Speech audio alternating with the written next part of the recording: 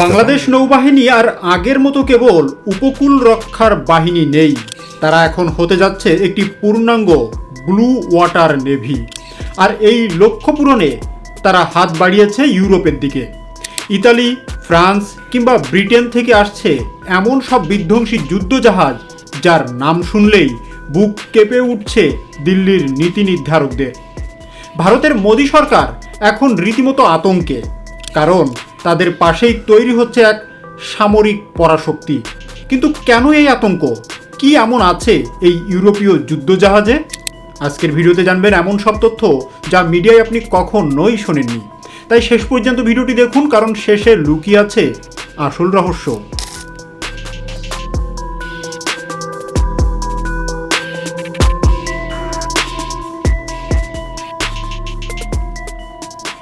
বঙ্গোপসাগরের নীল জলরাশি আজ আর শান্ত নেই। সেখানেই বইছে এক বড় পরিবর্তনের হাওয়া। দক্ষিণ এশিয়ার ভূ রাজনীতিতে এক মহাবিপ্লব ঘটতে যাচ্ছে। গত কয়েক দশক ধরে যে বঙ্গোপসাগরকে ভারত নিজের একচ্ছত্র আধিপত্যের ক্ষেত্র মনে করত, সেখানে এখন নতুন এক শক্তি মাথাচাড়া দিয়ে উঠছে। সেই শক্তির নাম বাংলাদেশ নৌবাহিনী। বাংলাদেশ নৌবাহিনীর এই পরিবর্তনের যাত্রা শুরু হয়েছিল ফোর্সেস গোল 2030-এর হাত ধরে।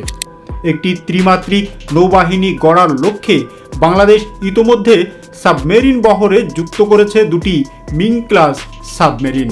কিন্তু আসল চমকটা ছিল উপরিভাগের যুদ্ধজাহাজ বা সারফেস ফ্লিটে। দীর্ঘদিন ধরে বাংলাদেশ নৌবাহিনী চীন থেকে কেনা পুরনো এবং মধ্যম সারির জাহাজের উপর নির্ভরশীল ছিল।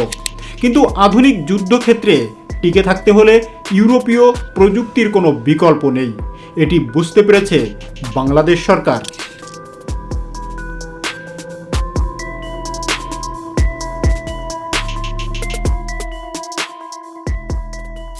অন্যান্য দেশ থেকে প্রাপ্ত ও নির্মাণাধীন যুদ্ধজাহাজ, চীন থেকে যুদ্ধজাহাজ, বাংলাদেশ নৌবাহিনীতে ওমর ফারুক ও আবু ওবায়দা এর মতো দুটি চীনা যুদ্ধজাহাজ যুক্ত হয়েছে। এটি মূলত চীনের তৈরি টাইপ 053H3 ফ্রিগেট শ্রেণীর একটি জাহাজ এবং এটি পূর্বে চীনের নৌবাহিনীতে লিয়ানিয়ংগং অর্থাৎ 522 নামে পরিচিত ছিল। এই ফ্রিগেটটি চায়না থেকে বাংলাদেশ নৌবাহিনীতে স্থানান্তর করা হয়েছে এবং 2020 সালে বাংলাদেশ নৌবাহিনীতে কমিশনিং করা হয়েছে।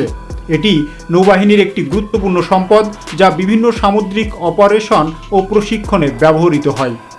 দেশীয় যুদ্ধজাহাজ, খুলনা শিপইয়ার্ডে নির্মিত বনৌজা বিষখালী নামে একটি যুদ্ধজাহাজ নৌবহরে যুক্ত হয়েছে, যা নৌবাহিনীর সক্ষমতা বাড়াচ্ছে।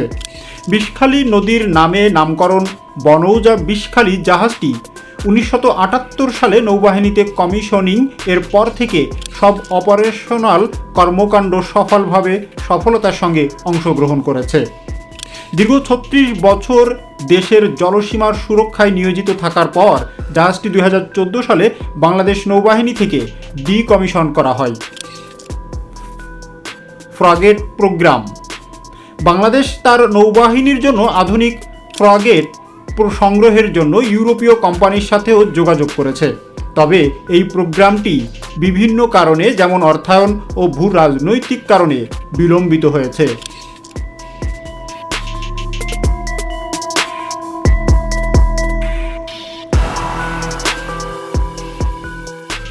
এখন খবর আসছে বাংলাদেশ খুব শীঘ্রই ইউরোপের শীর্ষ দেশগুলো থেকে অত্যাধুনিক মাল্টি রোল ফ্রিগেট এবং কনভের্ট সংগ্রহ করতে যাচ্ছে। এই জাহাজগুলো কেবল যুদ্ধজাহাজ নয়, এগুলো একটি ভাসমান দুর্গ। এই খবরটি যখনই দিল্লির গোয়েন্দা সংস্থাগুলোর টেবিলে পৌঁছেছে, তখন থেকেই মোদী সরকারের অন্দরে শুরু হয়েছে চরম অস্থিরতা। প্রশ্ন জাগতে পারে, ইউরোপীয় যুদ্ধজাহাজ দেখে ভারত কেন ভয় পাচ্ছে? ভারত তো নিজেও অনেক শক্তিশালী। আসল বিষয়টি হলো প্রযুক্তির ব্যবধান। ইউরোপের তৈরি জাহাজগুলোতে থাকে এমন সব স্টিলথ টেকনোলজি যা রাডারে সহজে ধরা পড়ে না। এদের মিসাইল সিস্টেম এবং ইলেকট্রনিক ওয়ারফেয়ার সিস্টেম চীনের চেয়ে কয়েক গুণ বেশি উন্নত। বিশেষ করে ইতালি থেকে বাংলাদেশ যে যুদ্ধজাহাজগুলো কেনার কথা ভাবছে, সেগুলোতে রয়েছে সুপারসনিক অ্যান্টিশিপ মিসাইল এবং আধুনিক এয়ার ডিফেন্স সিস্টেম। অর্থাৎ বঙ্গোপসাগরের মাঝখানে দাঁড়িয়ে বাংলাদেশ নৌবাহিনী কয়েকশো কিলোমিটার দূরের লক্ষ্যবস্তু মুহূর্তেই গুড়িয়ে দিতে পারবে। ভারতের শঙ্কা হলো, যদি বাংলাদেশ নৌবাহিনী প্রযুক্তিগতভাবে ভারতের চেয়ে এগিয়ে যায় তবে তাদের দীর্ঘদিনের একচ্ছত্র আধিপত্য শেষ হয়ে যাবে। মোদী সরকার দেখছে তাদের পাশেই এক মিলিটারি জায়ান্ট বা সামরিক দৈত্য জেগে উঠছে। ভারতের জন্য বঙ্গোপসাগর কেবল একটি সাগর নয়, এটি তাদের লাইফলাইন। ভারতের উত্তর পূর্বাঞ্চল বা সেভেন সিস্টার্সের সাথে যোগাযোগের জন্য তারা সমুদ্র পথের উপর নির্ভরশীল। এখন বাংলাদেশ যদি ইউরোপীয় প্রযুক্তির বিধ্বংসী যুদ্ধজাহাজে সজ্জিত হয় তবে পুরো বঙ্গোপসাগর বাংলাদেশের নিয়ন্ত্রণে চলে আসবে।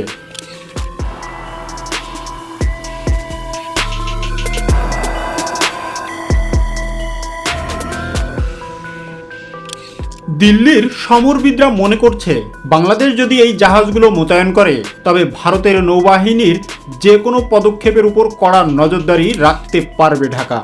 এমনকি সংকটের সময় বঙ্গোপসাগরের বাণিজ্য পথ অবরুদ্ধ করার ক্ষমতাও অর্জন করবে বাংলাদেশ। এই চিন্তায় মোদী সরকারের রাতের ঘুম হারাম হয়ে গেছে। তারা এখন ভাবছে কিভাবে বাংলাদেশকে এই পথ থেকে সরিয়ে আনা যায়।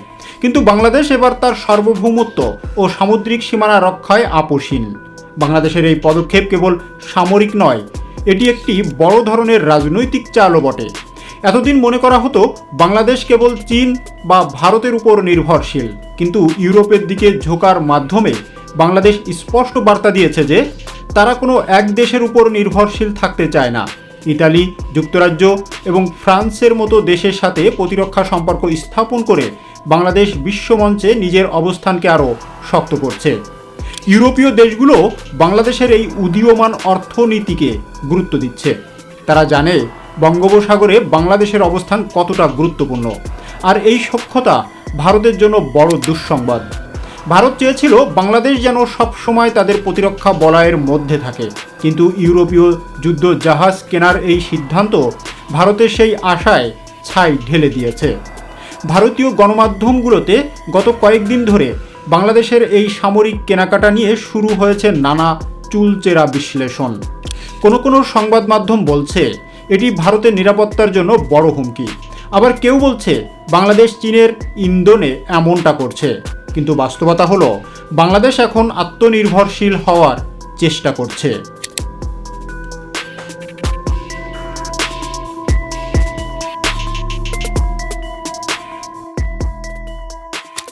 মোদী সরকার ইতোমধ্যে কূটনৈতিকভাবে অনেক চাপ সৃষ্টির চেষ্টা করছে, যাতে বাংলাদেশ পশ্চিমা বিশ্বের পরিবর্তে ভারত বা রাশিয়ার কাছ থেকে অস্ত্র কেনে। কিন্তু আধুনিক প্রযুক্তি এবং দীর্ঘমেয়াদী স্থায়িত্বের কথা মাথায় রেখে বাংলাদেশ ইউরোপকেই বেছে নিচ্ছে।